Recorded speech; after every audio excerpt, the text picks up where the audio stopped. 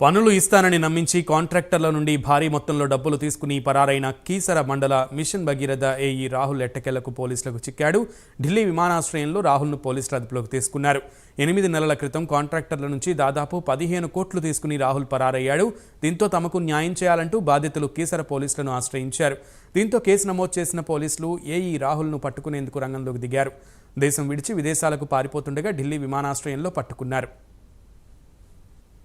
నా పేరు సచిన్ వర్మ అండి. నాకు 9 months 10 months back G Rahul Babu అని ఆర్డబ్ల్యూఎస్ డిపార్ట్మెంట్లో ఏడబ్ల్యూ ఇలా నా ఫ్రెండే, మేము ఇద్దరం కలిసి బీటెక్ చదువుకున్నాం సిఎంఆర్ ఇన్స్టిట్యూట్ ఆఫ్ టెక్నాలజీలో.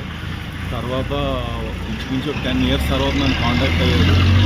ఇలా వర్క్స్ ఉన్నాయి, కాంట్రాక్ట్స్ చేసి ప్రస్తుతం ఉద్యోగం చేస్తున్నాను. కోవిడ్లో ఇది అయిపోయి నన్ను అప్రోచ్ అయ్యి ఇలా నామినేషన్ వర్క్స్ ఉన్నాయి చేసుకోవచ్చు కదా ఎందుకు అని చెప్పి అంటే మేము అలాగా ఆశపడి అతనికి కాంటాక్ట్ అయ్యి డబ్బులు ఇవ్వడం జరిగింది. ఫేక్ సర్టిఫికేట్స్ అయ్యి చూపించి ఇలా జరుగుతున్నాయని వర్క్ ప్రోగ్రెస్ ఫొటోస్ కూడా పెట్టేవాడు. అలా పెట్టి తర్వాత అబ్స్కాండ్ అయినట్టు నాకు ఫోన్ వస్తే నాకు తెలిసింది 8 months బ్యాక్. ఇప్పుడు రీసెంట్గా పోలీసులు ఇలా మాకు గ్రూప్ ఉన్న గ్రూప్లో తెలిస్తే పట్టుకున్నారని ఢిల్లీ ఎయిర్పోర్ట్లో బయటకి ఎక్కడికి వెళ్తే లుకౌట్ నోటీస్ ద్వారా పట్టుకున్నారని తెలిస్తే వచ్చాను ఇక్కడికి.